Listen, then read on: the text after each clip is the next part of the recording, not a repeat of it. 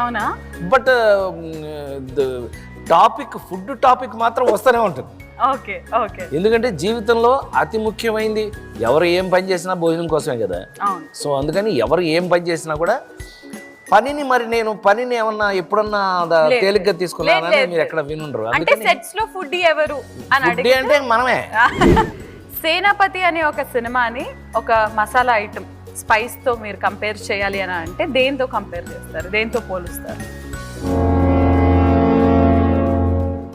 పసుపు. పసుపు ఎందుకు?